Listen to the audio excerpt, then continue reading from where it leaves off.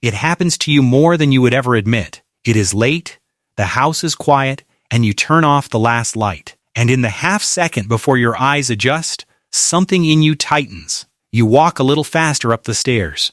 You feel the back of your neck prickle, as if the empty room behind you is not quite as empty as it should be. Maybe you pull the shower curtain back before you use the bathroom, just to check. Maybe you leave one foot outside the blanket, or maybe you don't, because some quiet part of you still believes that a blanket is protection. You are a grown adult. You know there is nothing there, and your heart rate goes up anyway. Now think about how strange that actually is.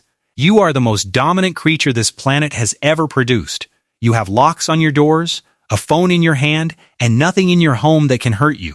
There is no rational reason for a switch being flipped to send a jolt of primal alarm through your entire nervous system. And yet it does, night after night, to billions of people, and almost nobody stops to ask the obvious question. Why are we, the top of the food chain, still afraid of the dark? Here is the first thing you have to let go of. This is not a childish phase you somehow failed to grow out of. It is not weakness, and it is not irrational. In fact, it might be the single oldest and most rational fear your species has ever owned, because you were never actually afraid of the dark. Think about it. Darkness is just an absence of light.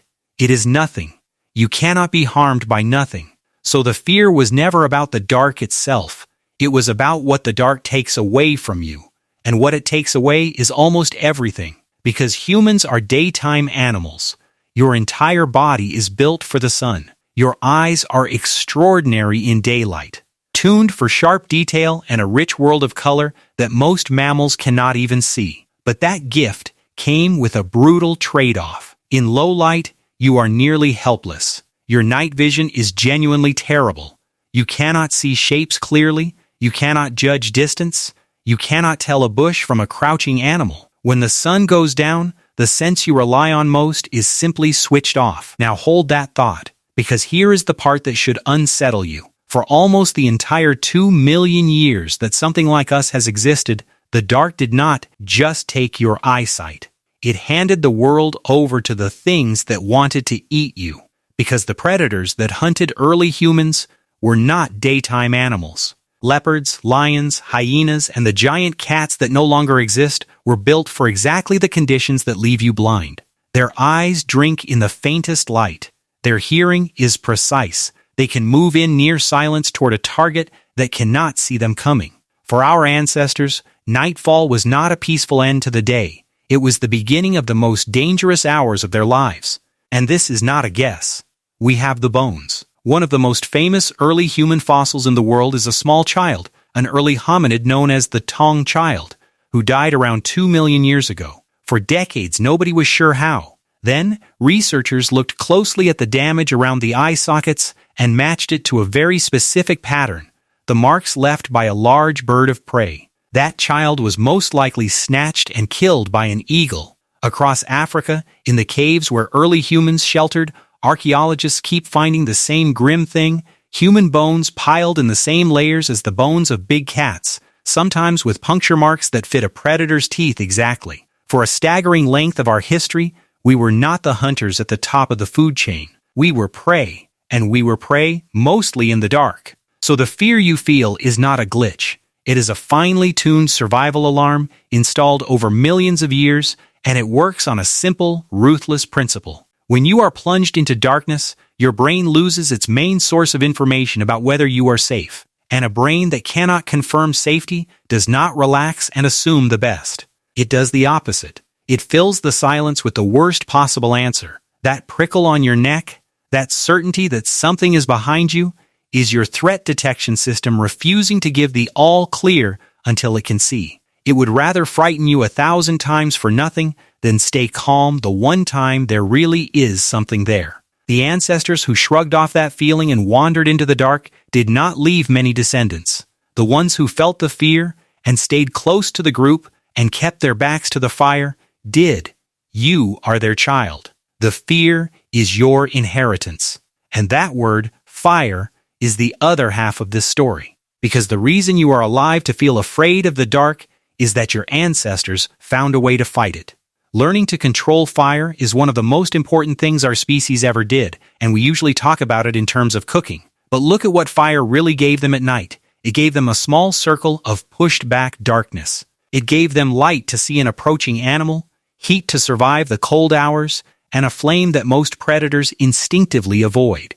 The campfire was the first safe zone humans ever built. For hundreds of thousands of nights, survival came down to one simple rule: stay inside the light and do not wander into the black.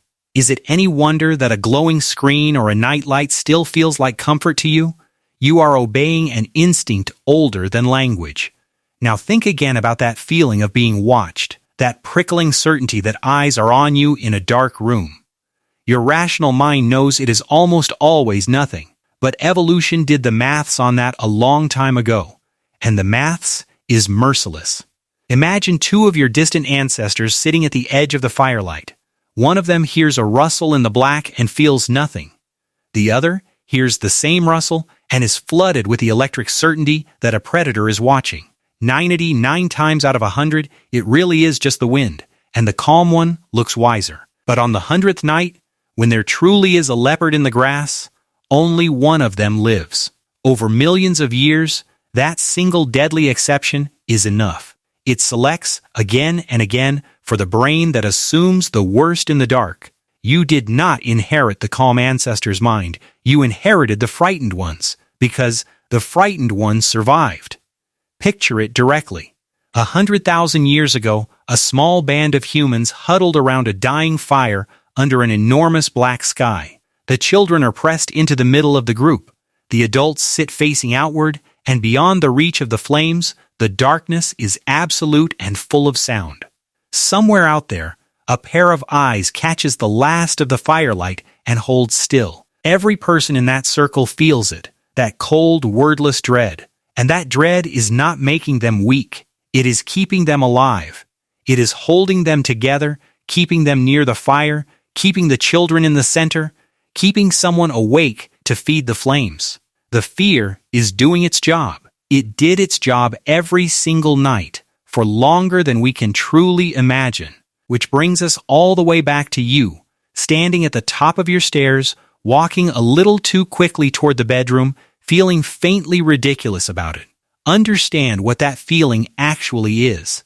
It is not childishness, and it is not a flaw in your character. It is 2 million years of survival, still switched on, still running its watch. The dark only stopped being genuinely dangerous to us in the last blink of an eye, when the electric light arrived barely a century ago. Your ancestors lived and died by this fear for 2 million years. Your body simply has not been told that the threat is gone. So the next time the lights go out and something in you tenses and listens, do not be embarrassed by it. You are not afraid of the dark. You never were. You are remembering, in your bones, what used to live in it.